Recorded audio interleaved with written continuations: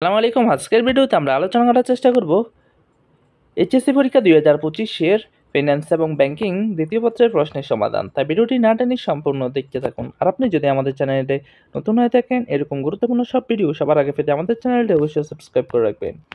প্রশ্ন নাম্বার 1, নিচের কোনটির মাধ্যমে স্বল্পমেয়াদী ঋণ সুবিধা পাওয়া যায়? এটি হচ্ছে ক্রেডিট কার্ড। এটিএম এর উত্তর হবে automated teller machine. Debit card ব্যবহার করে যে হিসাবসমূহ থেকে অর্থ উত্তোলন করা হয় সেগুলো হলো হবে সঞ্চয় হিসাব, চলতি হিসাব। জনাব রাহাতের জন্য কোন ধরনের ব্যাংক হিসাব অধিক উপযোগী? চলতি হিসাব। উদ্দীপকে জনাব রাহাতের ব্যবসার হিসাব খোলার জন্য প্রয়োজন হচ্ছে ট্রেড লাইসেন্স, চুক্তিপত্র।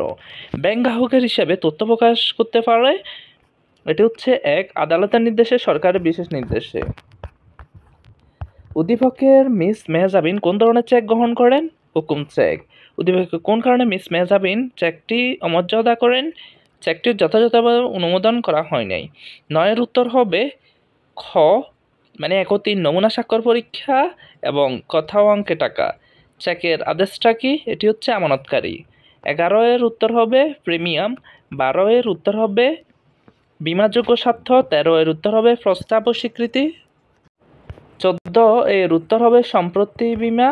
15-এর উত্তর হবে 1, 2 ও 3 পূর্ণ বীমার ক্ষেত্রে থাকে।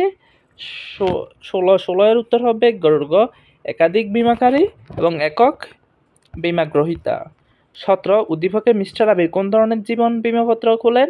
এটি হচ্ছে সাময়িক। 18-এর উত্তর হবে মানে হচ্ছে নমিনি ক্ষতিপূরণ পায়, ক্ষতিপূরণ কাজে নিয়োজিত ব্যক্তিরা বীমাপত্র গ্রহণ করেন। 19, কোন ধরনের বীমায় বার্ষিক বৃত্তি প্রদান করা হয়? এটি হচ্ছে জীবন।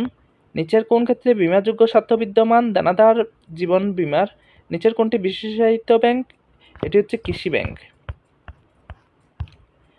22, বর্তমানে বাংলাদেশের কত? এটি হবে 1991। আধুনিক ব্যাংকের পূর্বশর্ত হলো কি?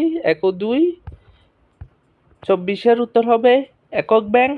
25-এর উত্তর হবে তারল্য এবং ঝুঁকি বন্টন। 26-এর উত্তর হবে নগদ লেনদেনের ঝুঁকি হ্রাস এবং অন্তঃব্যাংকিং লেনদেন নিষ্পত্তি। 27-এর উত্তর হবে ভোগ্যপণ্য ঋণ নিয়ন্ত্রণ। 28-এর উত্তর হবে ঋণের সুদের হার বৃদ্ধি। সিআরআর ব্যাংকের কোনটি সরাসরি প্রস্তাবিত করে? তারল্য।